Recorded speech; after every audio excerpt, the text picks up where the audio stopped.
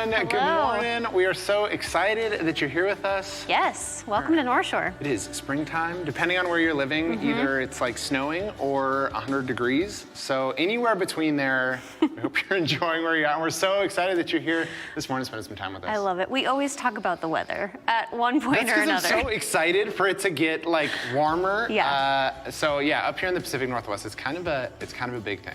It really is. Katie and I found that out a few weeks ago when I was looking at memes. There's a lot of memes about summer in the Pacific Northwest. Yeah. Look it up sometime if you feel like it. But again, we are so excited that you're joining us. My name's Samantha. My name is Steven, and if this is your first time joining us, we would love to connect with you. We have a super easy way for you to do that, and you can just text Northshore to 97,000. We'll get in touch with you, say hello, get to know a little bit more about your story and who you are. So please take a minute to do that right now if you haven't before. That's all it takes. Northshore to 97,000. So easy. And also, if you're joining us online, we would love it if you would say hi in the comment section. Our online hosts are there to welcome you, say good morning, and just answer any questions that you might have about Northshore and how to get connected here. And also, this is for everybody, whether you're online or in person right now. Take out your phone or use whatever device you are watching the stream on and share the service. Yes. That's what we would like you to do. It's going to be an incredible Sunday. Also, happy Mother's Day. We're excited that you're here. Sam, so this service is real good. We're excited to have you guys with us, and yeah. Big welcome. Big welcome. You lost your train of thought. I did. For a I know. second. This is what happens when you're not editing. It's just like, wait, what? Something was about to happen, and then it just didn't. So, okay. Like we said last week, like we are just real people, having a conversation. Yeah. But yes, happy Mother's Day to all you moms out there. And again, we know too that this isn't always a celebratory day for some, for whatever reasons. And so we just want you to know that we are so glad that you are here with us. You're a part of the Northshore family, and just welcome. We're glad you're here. And I was curious, Mother's Day, since we're on the topic, have you gotten your mom a Mother's Day I feel like my mom watches Northshore online. So first, Sandy needs to turn down the volume. I know, right? You have to mute right now. My mom does too. No, right? Both of you. I haven't yet. Okay. But that's great. That's great. It will be. It will happen. Yeah. Well, no, it's gonna. I'm so sorry. It's gonna happen right now. Oh. Because I'm gonna give you the opportunity to do a last-minute Mother's Day gift. So perfect. Anyone watching at home, it might be kind of hard if you're on our campus right now because you may not have access to pen and paper, but maybe you do. You can do this along with us. We are gonna do some portraits of our moms. How artsy are you? Like 1 star to 10 stars. Yeah. Like nothing. Zero. Negative stars. Yeah, zero artistic ability. And actually, if you are watching on our campus, you can. Now that you're explaining what we're doing, you can pull out your Notes app and just draw with your finger on your phone. And maybe you can. You can. Yeah. Oh. I know, right? Okay. Fancy. There you go. Well, okay, but we're gonna take it a step further than that. Okay. And so I'm gonna give you a piece of paper and a Sharpie. Just be careful not to draw off of the paper. I was gonna say the permanent marker makes this exponentially more risky. This is kind of, a high risk situation. This is. So what we're actually gonna do is we're gonna have a minute to do this, and you don't just get to like draw it, like that would be kind of boring. We actually have to hold it up above our heads like this and draw the self-portrait this way. So this is a thoughtful gift because it's like, this is gonna be one of a kind. Like no one else would be able to replicate this. You're selling this to me. So Mom, I hope you're excited. Just listen to Sam's heart behind this because mine might be a little, how do you hold I feel like I'm about to stab myself with this. Yeah, just like I said, don't run off of the paper. And we can look at I assume we can look at the monitor. Yeah, let's look at the monitor. Brian, can we get a minute on the clock and maybe some drawing music? Ooh. Okay. 2, 1. Okay. Dude, this is so rough. Oh, okay. I'm sorry, Mom. Oh, see, the monitor makes, if I look in the monitor, it's backwards. I literally can't handle what's happening. I think I might not look at the monitor. I agree. I think we should just help each other. Okay, right now you're doing hair down the sides. Yep. It's great. Okay, you have your whole... Where's I'm trying to get to the top of the head here. That's almost the top of the head. Go to a little bit further. Okay. Oh, right there? Okay, that's pretty good. Okay, we're doing some hair. Okay, you're on the side right now. You're doing an ear maybe? Oh, that was supposed to be the mouth. Okay. Yeah, you're definitely on the ear. Okay, I'm gonna do some earrings. Ear. ear. My mom's like hoop earrings. Smile. Maybe like a, did I do a nose? I have the same color, no, you don't have a nose. I've got the same color eyes as my mom, so maybe I'll do some eyes. That's nice. There. Okay. Brian, how much time do we have left? Oh, 5 seconds. Okay. Yeah, yours looks great. I'm gonna do the rest of her body. Perfect. Yeah, yours looks really good. Is that time? Okay. Okay. Oh man. Oh, this is so much to look at. Wow, maybe I'll hold this and Steven, yours should I go is here? so much better. Can you guys see yeah, this? so just a real, I don't know how I can describe this. It's very... I told you it was gonna be unique. This is one of a kind. You know what we can do? We can give these to our moms and say they're from Paisley and Lily. Yeah. I don't know, can we see mine? Do I put it over here or over here? The more here? you look at this, the more interesting it becomes. What? At least you got the smile, it looks like, and the eyes. But they're not even close to the head. You know? Okay. Well, we may have to try this again later. I'm not sure that I can give this to my mom as a gift. Yeah, I don't know.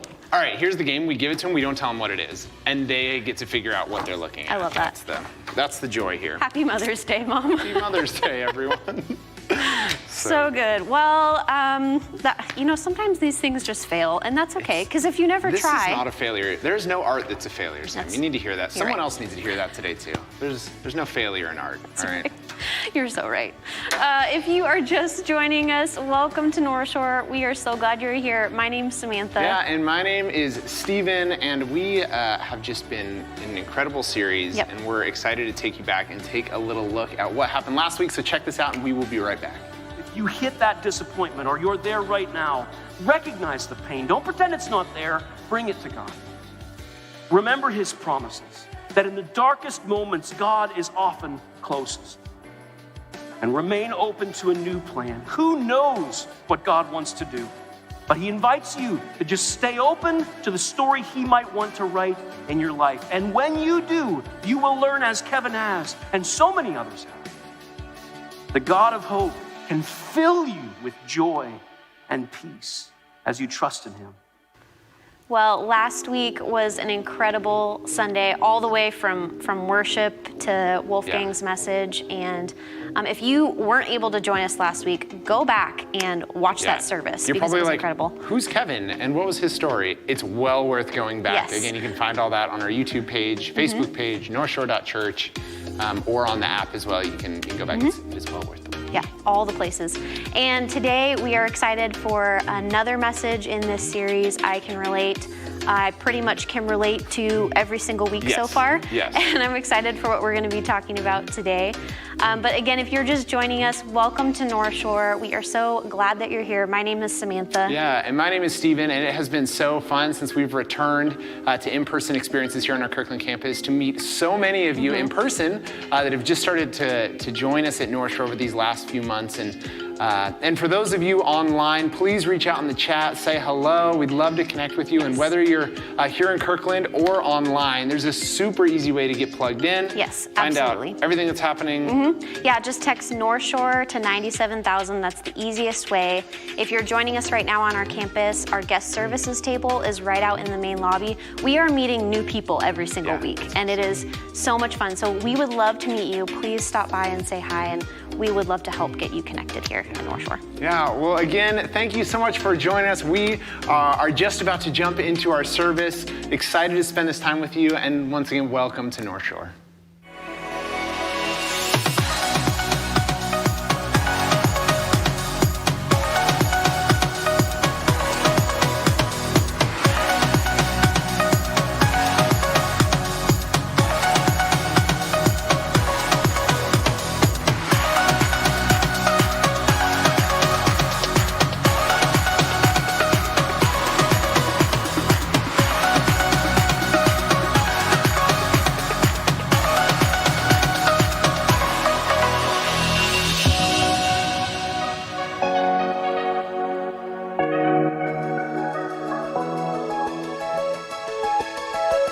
Well, hey, welcome to Northshore. It's good to be with you today. Let's worship Jesus together.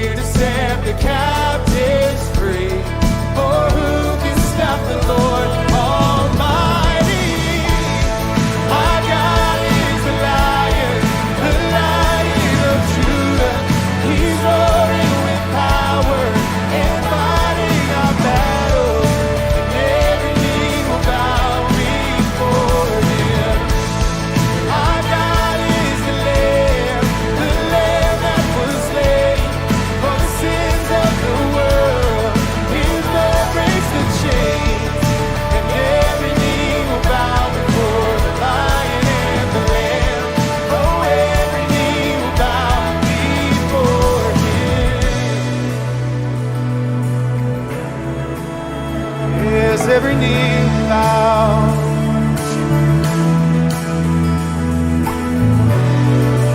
Who can stop the Lord Almighty? Who can stop the Lord Almighty? Who can stop the Lord Almighty? Who can stop the Lord Almighty? Who can stop the Lord Almighty? Who can stop the Lord Almighty? Who can stop the Lord Almighty? Who can stop the Lord? Our God is the Lion of Judah. He's roaring with power and fighting our battles. Every knee will bow before Him. Our God is the Lamb that was slain for the sins of the world. His blood breaks the chains, and every knee will bow before the Lion and the Lamb. Oh, every knee will bow before Him. Yeah,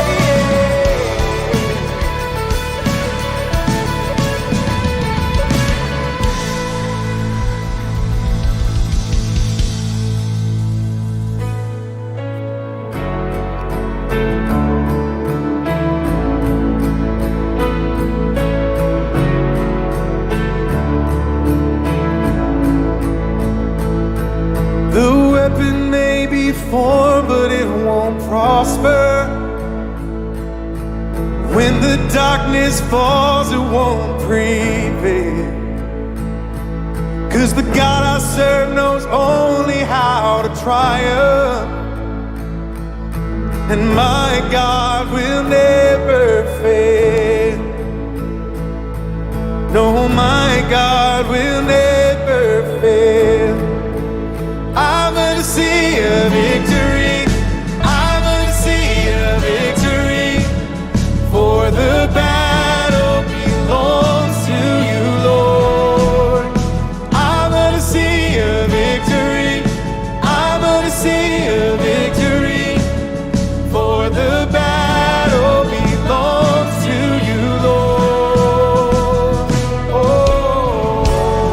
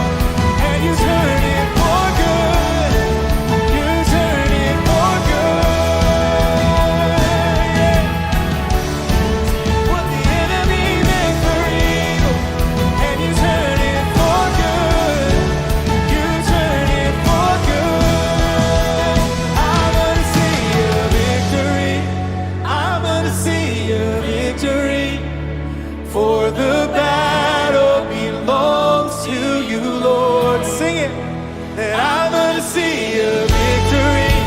I'm gonna see a victory. For the battle belongs to you, Lord. I'm gonna see a victory. I'm gonna see a victory. For the battle belongs to you, Lord. I'm gonna see a victory. I'm gonna see a victory. For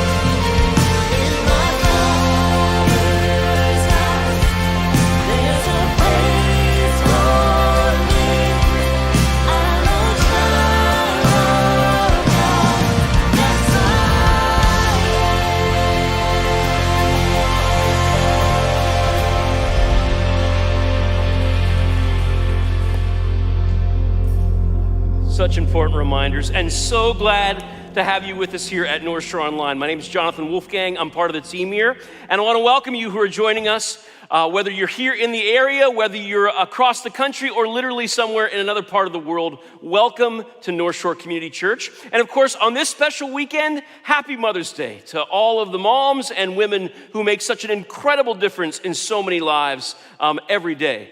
Thank you for what you do. I know I'm forever grateful for the impact of so many significant women in my own story, in my own life. And so we hope you feel honored and know how much you're loved and appreciated today. You know, every week we have folks that are logging on for the very first time, and if that's you, welcome. We're glad that you're here, and we want you to do more than just watch this experience. We want to engage. We'd love to get to know you. And the easiest way for you to do that is to pull out your phone right now and to text the word Northshore to 97000. They'll connect you up with someone on our team who would love to just get to know you, maybe answer questions, help you figure out what next steps might look like around this place. Because even in an online experience, we'd love to have you as part of our church community, not just someone who's watching what's going on. So lean in, text us. We'd love to help however we can. You know, many of us know that there's been so much important work that's been going on over the course of this pandemic. Here in our local community, hundreds of thousands of dollars have been mobilized to support agencies and organizations that are making a difference. And of course, the same thing is happening around the world. Northshore has a number of incredible partners who are doing important work in some of the most challenging environments on the planet. Maybe last week you heard me share, many in the headlines have seen the horrible things happening right now in India with the rapid spread of the pandemic and the unbelievable need that's there, and the way that our partners there in India have been stepping up, and that we've been able to prayerfully and financially support their work in meeting those critical needs. But there's another partnership you may not know as much about in Nepal, where over the last several years, we've been working with a network of church planters in some of the poorest communities in that gorgeous country. And we just recently got some reports updating us on how things are going. And while the pandemic isn't as bad there as it is in places like India and a few other parts of the world, the need is still tremendous. And that ministry has been stepping up in a big way, meeting crisis needs with food and other medical supplies. In fact, that ministry, they were able to build 7 houses to help provide shelter for some poor families in their communities. They report 3 new churches were started in this last year, and a total of 156 people were baptized. Friends, these are folks just like you and me with stresses and pressures and families and all that goes with life who are finding new hope and new courage because of a new relationship with Jesus. And all of that happens because so many people give so generously to support that work. You may not have personally helped build that house or baptize one of those folks, but if you give, you're part of that work. And so we just want to say way to go and thank you for your remarkable generosity and the difference that it is making around the world. And if you want to be part of that, you can do that too. By giving through any of the links that are there on your screen. Just take a minute, be part of the world-changing work that's happening through Northshore Community Church. And we're so just grateful for your partnership. Now here, right now, you know, we've been in this series called I Can Relate, where we've been talking about some of the struggles and challenges that we all deal with in one form or another that just seem like they've all been sort of ramped up through this challenging season. And one of those areas is that of relationships, marriages, families, all those kinds of issues. And to talk about that in a few weeks, we are so excited to have a few special guests who've been here before, but are going to be back to help us think through and talk through this critical area of life. Check this out. Hey, Northshore, this is Doctors Les and Leslie Parrott. Are you in a relationship of any kind? Are you breathing? You don't want to miss this upcoming event. That's right. We'll be together Sunday, May 16, and we can't wait to share the moment. And after the year that we've been through, all of our relationships need a little boost, so don't miss out. Well, hey, everyone. Welcome to Northshore. So glad that you're here. Happy Mother's Day to all the moms who are with us. I am so glad you're here. And I want to start by sharing a little bit about what you just heard about what's happening next weekend. I'm going to be interviewing Les and Leslie Parrott about how to build a stronger marriage, which is super important after the year we've just had, and the way that's taken a toll on so many marriages and families. It's a great opportunity to invite a neighbor or a friend, so I hope you will do just that. Mark your calendars. It's going to be an amazing experience. But today, we're continuing our series called I Can Relate, because after a year in a pandemic, you're not the only one who's been struggling with an old habit or feeling feelings of frustration or anger or discouragement or loss.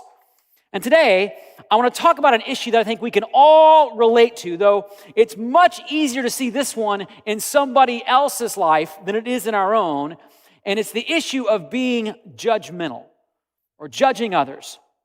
Because I've noticed not just an increase, but like a meteoric rise in people being more judgmental, like more judging, more condemning of others, and not just outside the church, but inside the church as well.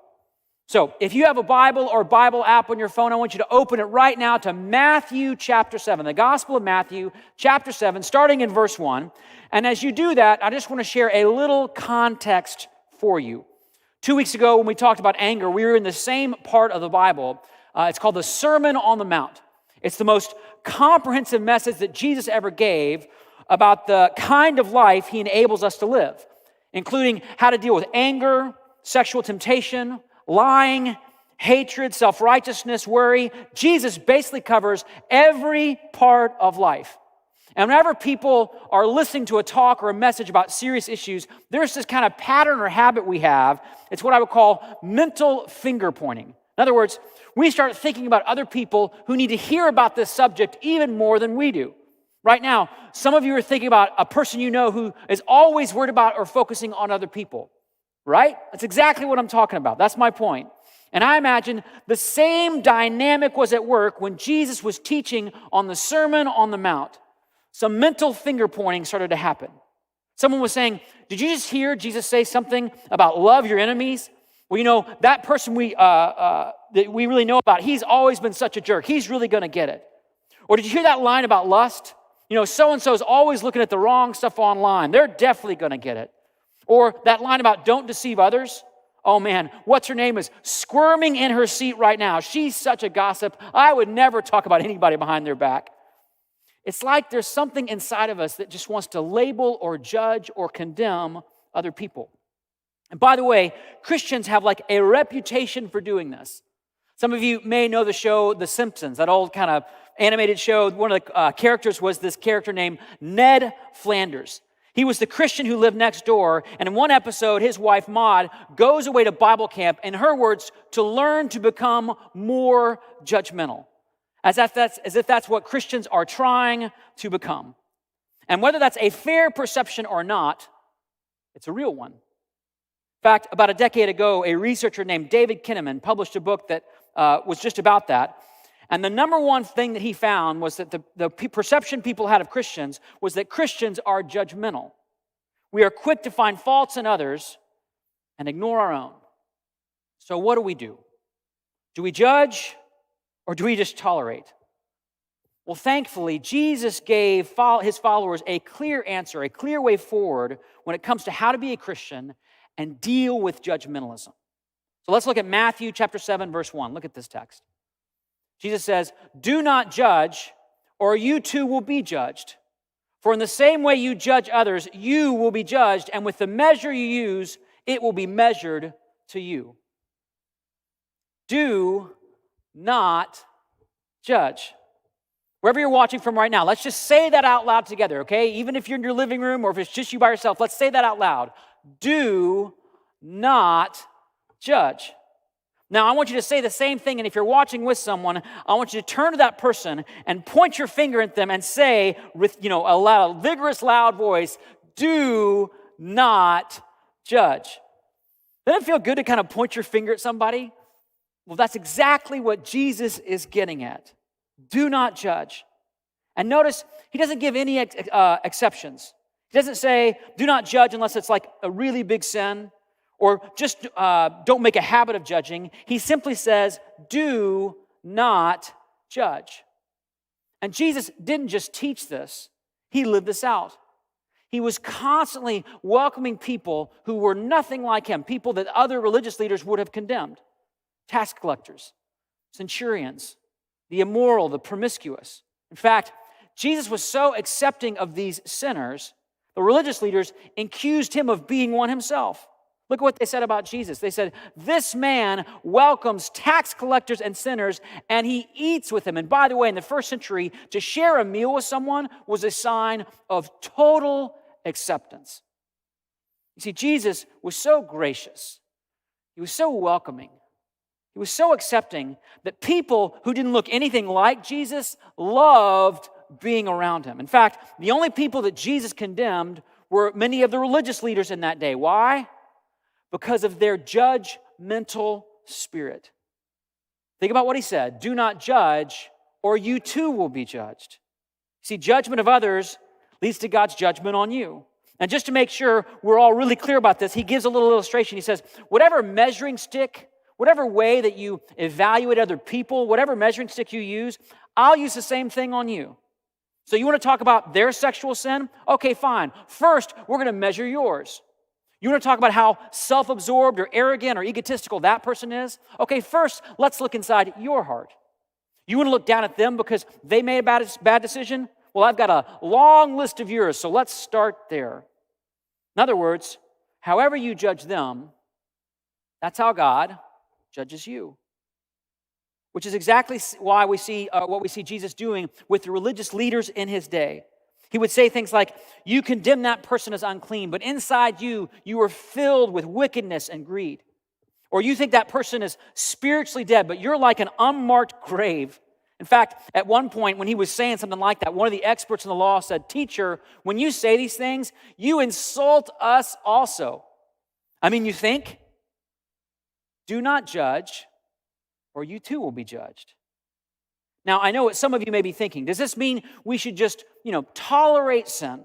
Does this mean when someone is doing something that goes against the way of Jesus or the teaching of Scripture, we should just kind of ignore it, shrug it off and say, you do you? Because that's sort of the cultural norm in our day, isn't it? When I was in college in California, a friend of mine was taking this history seminar about the religious practices of ancient cultures. And there was this one particular class where the topic was on human sacrifice. Kind of a dark topic, but it was common in some ancient cultures. And to his surprise, all the other students were saying things like, that was part of their belief system. It was culturally appropriate at the time. Not one person said, sure, it may have been part of their beliefs, but it doesn't seem like a good thing to do. So my friend just did that. He spoke up and said that. And everyone just stared at him like he was from another planet or something, until someone said, why are you being so judgmental, right? Which is so weird. I mean, to think about it this way, to think human sacrifice is morally appropriate, but it's an unforgivable sin to suggest that it's not. See how strange that logic is? I know, but it was California, right? So when Jesus says, do not judge, does that mean just be more tolerant? Just let people live out their lives as they want to? Just no comments, no questions? Answer? No. In fact, Jesus was quite intolerant of sin. He spoke clearly and directly about how it ruins lives, destroys families, breaks relationships, spreads injustice, and dishonors God. It's why when he was speaking to a woman caught in the act of adultery, he didn't just say, hey, you do you, or I just want you to know that I tolerate you. He said this. He said, go now and leave your life of sin. There's a really important principle here that Jesus is pointing to, and it's this. Love and affirmation are not always the same. Love and affirmation are not always the same. We get really confused in our day around these things. My wife loves me in spite of all of my flaws, all three of them. She still loves me.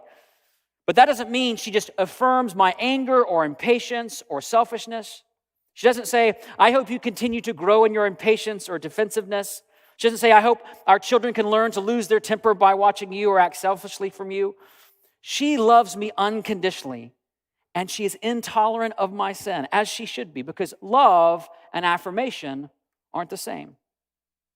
Friends, Jesus loves you, but he also knows the devastation that sin can cause in your life and the separation it creates between you and God, which is why Jesus didn't tolerate or affirm the woman who was caught in adultery, but he didn't condemn her either.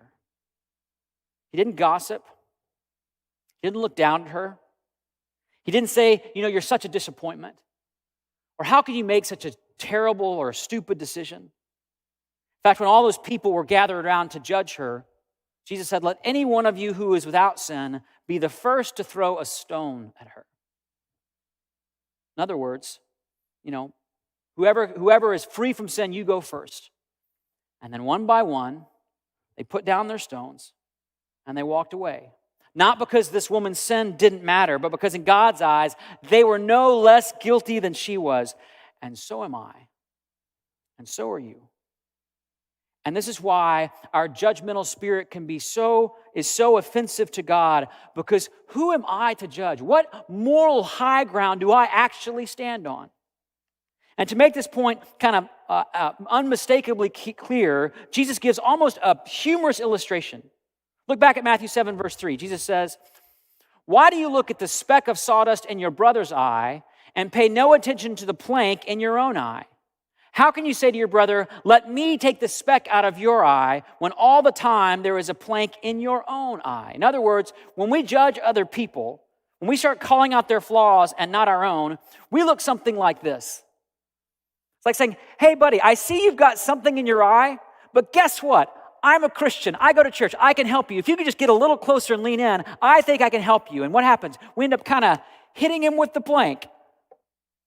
Now, this illustration would have immediately raised two objections in the minds of those who were listening. The first thing they would have thought is, that person's fault or sin, that speck you're talking about, Jesus, it's way more than just a speck, right? I mean, he's a Democrat, or she's a Republican. I mean, he watches CNN. She watches Fox News. I mean, he is so vindictive. I mean, but she's such a gossip. But he's living with his girlfriend, or she's living with her boyfriend. Jesus, these are not just specks. That's one objection. The other objection people would have had is, besides, Jesus, I don't have a plank in my eye. I appreciate the illustration, Jesus, but I've been a Christian for 30 years. I go to church every weekend. I read the Bible. I pray. I don't get drunk. I don't swear. I'm polite to strangers. I'm charitable with my money. There's no way that I could have a plank in my eye. To which Jesus said, and this is going to cut a little bit deep, you hypocrite. You mean Jesus said this? Yep. To his own people? Yep. And those of you who maybe are not followers of Jesus, you're thinking, finally, somebody said it. I've been thinking about that about Christians for years. He said that, but he wasn't finished. He said, you hypocrite. First, take the plank out of your own eye, and then you will see clearly to remove the speck from your brother's eye. You see, the tendency in the heart of every human being is to minimize my problem and maximize other people's problems. You see, we do this. My problems are real small, right? But